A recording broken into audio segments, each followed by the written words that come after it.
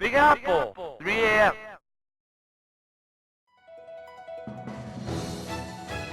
Dragon Ball Z Kakarot is an open-world action RPG developed by CyberConnect 2, the same team that brought us Asura's Wrath and the Naruto Ultimate Ninja series. It was published by Bandai Namco Entertainment, and it released on January 17th for the PlayStation 4, Xbox One, and PC.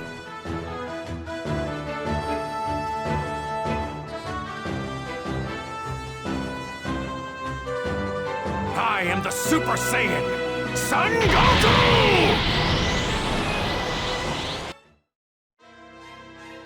Dragon Ball Z Kakarot follows the all-too-familiar storyline of the Dragon Ball Z anime, starting from the early days of Goku and Piccolo squashing their beef to battle Goku's evil brother Raditz, all the way to the Earth-destroying, evil personified Kid Buu. Fans of the series will notice that some details have changed a bit from the source material, most notably how Vegeta kills the members of the Ginyu Force in Planet Namek. In the anime, after Goku defeats Recoome and Berter, he spares them, choosing not to deliver the final blow, which is when Vegeta steps in for the killsteal.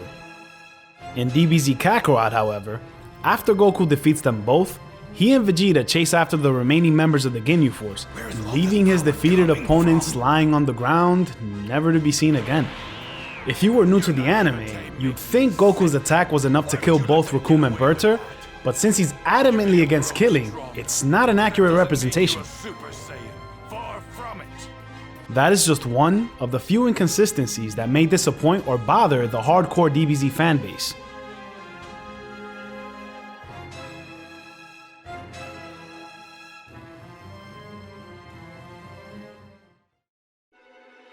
Being that DBZ Kakarot is an open-world action RPG, there are random encounters, side missions, and collectibles all over to keep you busy. Unfortunately, similar to the actual anime, this is all forgettable filler in between the big battles. Side missions are bland and uninspired, like helping Oolong track a fake Yamcha roaming the streets of West City while he's dead, or bringing fruit to a Namekian child after his home is attacked. While the basis of each side mission is lame, the conclusion is just as bad, as most side missions end the same way, by having you fight the same generic enemies that you fight while roaming the map. Needless to say, outside of the main story missions, there isn't much to captivate players into completing everything.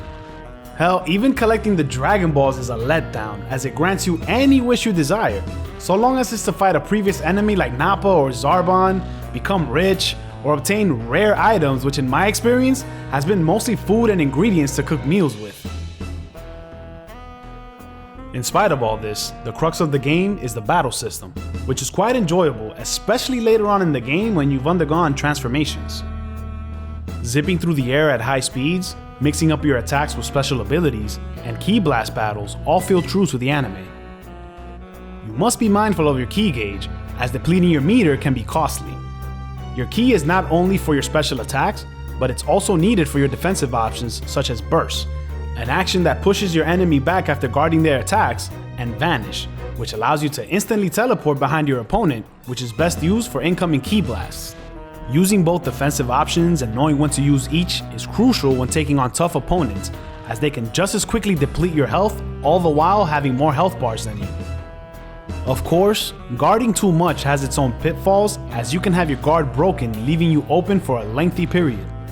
This can be very troublesome, especially when you're pitted against multiple foes at a time. Luckily, you also have a party of your own, allowing you to call on them to swoop in with their special beam cannons and Gallic guns. As per the usual RPG affair, there are other ways to increase your power other than just leveling up from EXP gained in battles. You can learn new attacks and abilities by leveling up your skill tree, which requires Z-orbs that you find while navigating through the open world.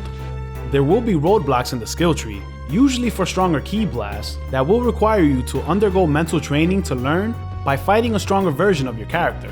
It's a nice callback to the image training done by Krillin, Gohan, and others in the series. On top of the skill tree, you have 7 community boards that you can level up to help you along your quest. Each community board will have their own specific set of buffs, such as the Z-Warrior board led by Goku that enhances your battle prowess, or King Kai's training board which increases your defense and EXP gained from battle.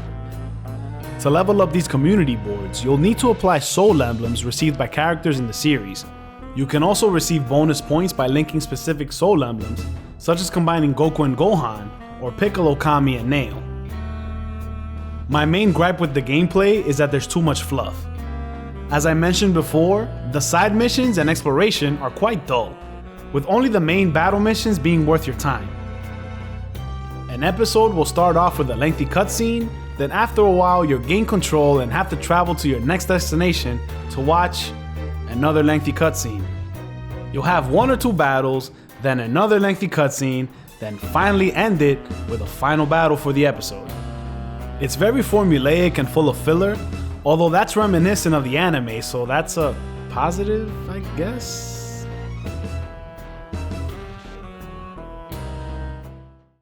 I'm going to blow you to a million pieces, just like that earthling.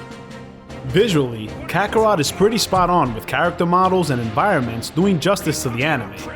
It was expected that the visuals wouldn't be as good as the Dragon Ball FighterZ, seeing as this is an open world RPG as opposed to a 2D fighter, but the art style is nothing to scoff at. Flying through Earth's big blue sea to get to the Kame House or Planet Namek's lush green environment is a sight to behold. Unfortunately, the camera angle isn't as forgiving. Many a times the camera angle would be placed in an awkward position that would make it hard for me to see what's going on in the battle. Mainly due to the lock-on, taking a battle from air to sea can be a pain. Fans of the series can rest easy. The voice acting is what we've come to know and love. Goku, Piccolo, Gohan, Vegeta, and my favorite, Cell, all return to reprise their roles in the game. Even a bad guy like you! You kill me! That is some kind of joke. Now I've heard everything. This also applies to the soundtrack, as the familiar melodic tunes and recognizable horns flare in the background, completing the anime feel. Gohan needs help. I'm going in. Wait, Piccolo! We just need to wait for him to get angry enough. If we want to beat Cell, we need Gohan at his full power, and his anger's the key to everything here. That's where you're wrong, Goku. Can't you see Gohan isn't like you? Dragon Ball Z Kakarot leaves much to be desired.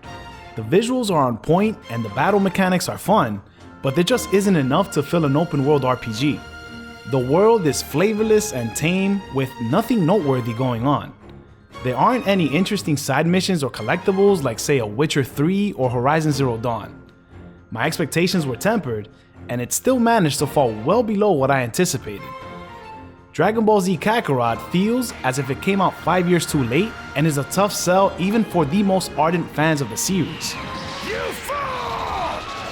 What?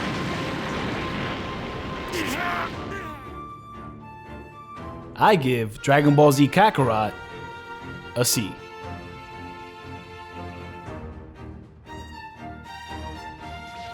From all of us here at Rotten Apple Gaming, thanks for watching. Feel free to like, comment, subscribe, and ring that bell to stay updated on the future videos.